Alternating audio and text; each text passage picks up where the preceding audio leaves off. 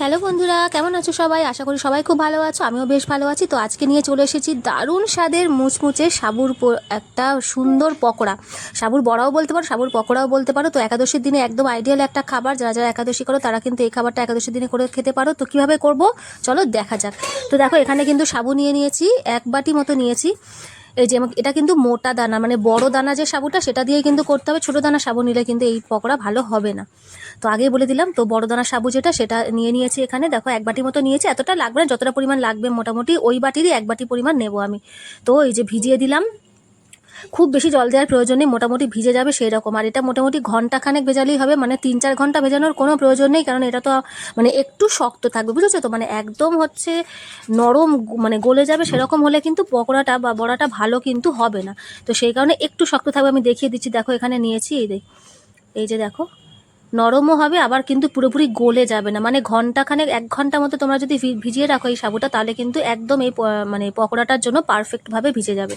তো এখানে 1 বাটি নিয়েছি সাবু, এখানে নিয়েছি টমেটো কুচি একটা, এখানে কাঁচা লঙ্কা কুচি নিয়েছি, ধনেপাতা কুচি, আর এই যে আলু নিয়েছি আমি 4টে মিডিয়াম সাইজের আলু নিয়েছি। যতটা পরিমাণ লাগবে আমি নেব এই সাবুটার মধ্যে, যতটা মানে প্রয়োজন হবে ততটাই নেব। মানে আলুটা হচ্ছে বাইন্ডিংয়ের কাজ করবে আর কি। তো চলো একেবারে সবগুলো মেখে নিয়ে তারপরে শুরু করি রান্নাটা। তো দেখো এখানে হচ্ছে সাবুর মধ্যে এই যে আলুগুলো, তো এই যে আলুগুলো কিন্তু এর সাথে ভালো করে মেখে নেবো। দেখো একটা জায়গায়, বড় জায়গায় নিয়েছি আর কি, তা নাহলে কিন্তু মাখতে অসুবিধা হবে সেই কারণে।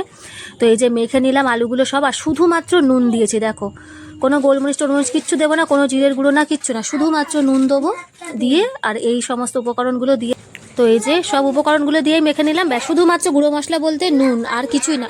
একদমই সোজা একটা মানে রেসিপি, আর কিন্তু সেই রকমই সুস্বাদু। সন্ধেবেলা জলখাবারে হতে পারে, সকালে হতে পারে, বা হচ্ছে আরেকটা জিনিস হতে পারে, সেটা হচ্ছে একাদশীর দিনে আমাদের কিন্তু এটা আইডিয়াল খাবার। তো এই যে একাদশীর দিনে যে আমরা অনেকেই ফল খেয়ে থাকি, আবার কিন্তু অনেকে এরকম সাবুর পোলাও বা সাবুর বড়া এইসব কিন্তু খেয়ে থাকি। তো সুতরাং সাবুর পোলাও বা সাবুর বড়া এগুলো কিন্তু একদম একাদশীর জন্য খুব আইডিয়াল খাবার। তো সেই রকম দেখো এত সুন্দর দেখতে হয়েছে, সেরকম বাইরেটা পুরো মুচমুচে হবে আর ভেতরটা কিন্তু একদম হবে নরম। তা এটা কিন্তু আরেকটা ব্যাপার, এটা হচ্ছে গরম গরমে কিন্তু ভালো লাগে, ঠান্ডা হয়ে গেলে এটা কিন্তু নেতিয়ে যাবে। তো সুতরাং এটা একদম গরম গরম হচ্ছে সার্ভ করতে হবে তোমাকে। তো সেরকম যখন খাওয়ার টাইম হবে ঠিক তার আগে হচ্ছে ভেজে নিলে হবে, যেরকম আমি করেছি। মানে আমি কিন্তু গড়ে রেখেছি, ঠিক খাওয়ার আগে আমি কিন্তু এটা ভেজে নিচ্ছি।